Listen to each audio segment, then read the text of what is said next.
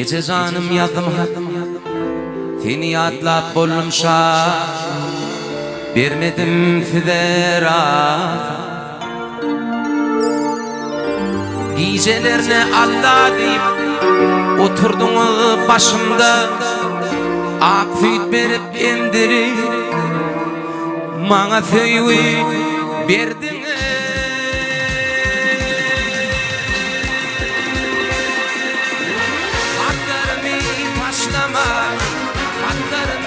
Taşlama, yüreğimi deyip aşlama, kaydıp gelir melbarvül, gözlerimi deyip yaşlama. Hatlarımı taşlama, kaydıp gelir melbarvül, gözlerimi deyip yaşlama.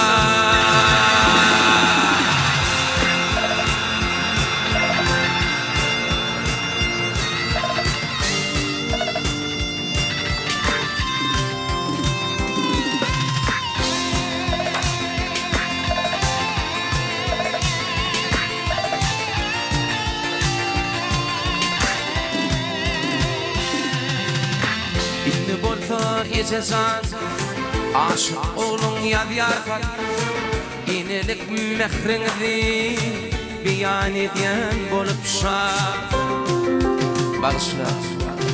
bağışla cane gecelerine Allah deyip oturdun başımda akıt berip endiri bana söyleyi verdin.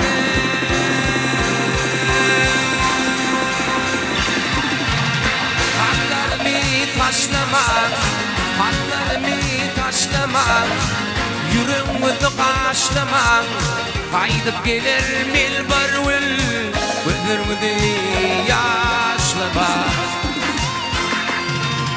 Hatlarımı taşlama, kaydıp gelir melbarvül, gözlerimi deyip yaşlama.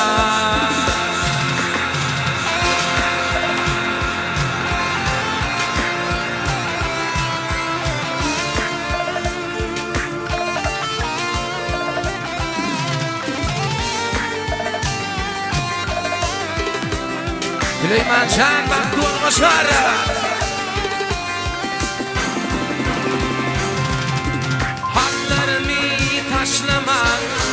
Hatlarımı taşlama, yüreğimi deyip aşlama, kaydıp gelir melbarvül, gözlerimi deyip yaşlama.